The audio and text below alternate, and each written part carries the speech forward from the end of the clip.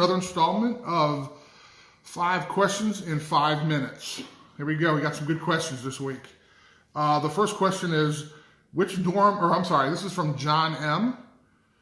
Which dorm did I live in when I was at Notre Dame, and did I live with any other teammates? I lived in Soren Hall, which is actually the first dorm on campus. It was actually the college actually started in that dorm. So I had the wonderful privilege of being pulled in by my old roommate, Kent Graham, who also attended Notre Dame.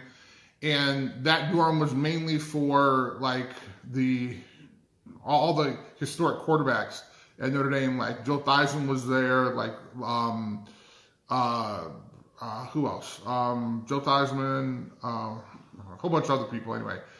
However, Tony Rice did not live in there. He actually lived in Dillon Hall, which kind of surprising, but we probably didn't want him in our dorm because he was a jerk at times, but I'm just kind of going off base. Did any other teammates? Yes, I actually lived with Mike Stonebreaker 1 year and also with Andy Heck. And then later I pulled in my best friend, Tim Ryan, who also lived in Soren Hall. The next question is from Kevin K.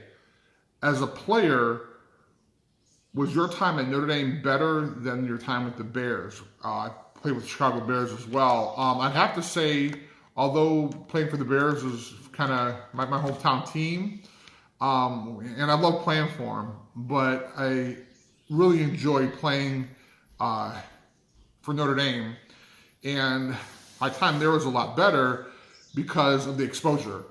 So a perfect example is when we went to away games, we'd have tons and tons of fans when I was at Notre Dame.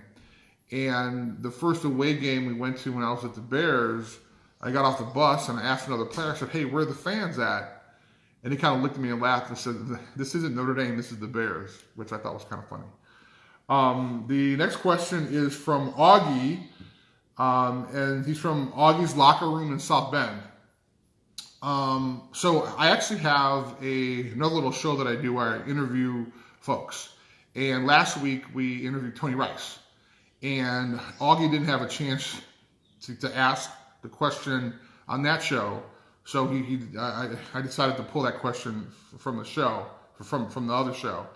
And his question was this was for Tony Rice. What senior bowl games did Tony participate in? So oftentimes when you're a senior, you have a chance to be elected or nominated to go to different games around the country. Like a big game is a senior bowl, like the Hula Bowl, all this other stuff. So Tony's 2 bowl games were, and this was after, like if you have a chance to participate in a bowl game, so you actually go to those games. I didn't participate my senior year because I had a knee injury. But Tony's 2 games were the Hula Bowl, which was in Hawaii, and he had a great time there. Believe me, I heard about all the stories. And the East-West Shrine game, which was in California. Those are the 2 bowls that Tony Rice participated in. The next question is from Clark W.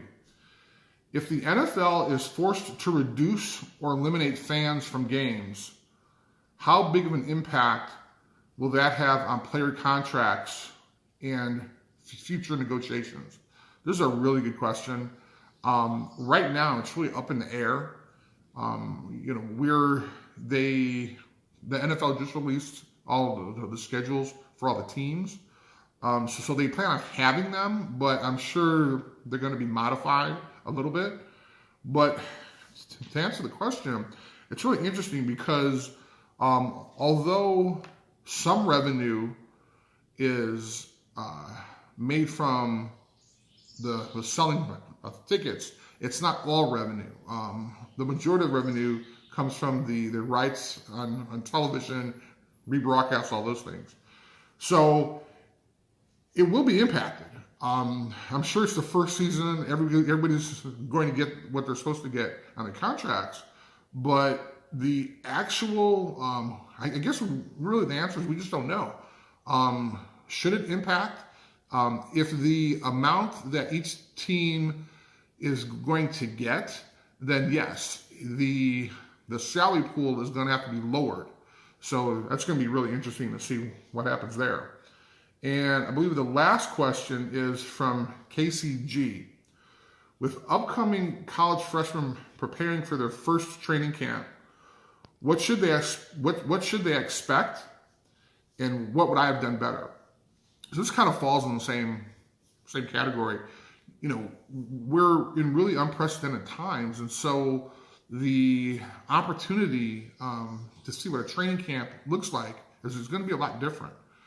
But what they should have been doing was, and this even happened when after I was recruited from Notre Dame, was the staff. They send you information that you're supposed to be working on, right? So you're supposed to be working on weightlifting and training and health and everything. And so you get like a huge packet of information on stuff you're supposed to be doing. So if you're doing that, you should be fine. But of course, you have some folks that think that they're superstars as freshmen, come in and think that they know everything, and unfortunately have not necessarily a bad training camp, but a bad couple days because they may not have trained as hard. They may not have, and then also there's a huge mental aspect to it too, because now you're looking at, you were the best of the best for years and years. And now you kind of walk in as a freshman and you're basically nobody. And so that's a challenge mentally as well. So that's the question. They should be, they have the information, they should be training. The second part of the question is, what would I have done better? Obviously you want to be bigger, faster, stronger. So had I had that opportunity to spend more time training and running, then I probably would have done a lot better. Although I didn't play at all my freshman year, so that's probably the reason why, is that I wasn't that great. That was the 5 questions in 5 minutes. I think we kind of came in on time. Also, I want to remind everyone, I mentioned that I interview folks on Fridays on Facebook Live. This week coming up, we're going to have Pat Terrell, the Notre Dame and NFL great.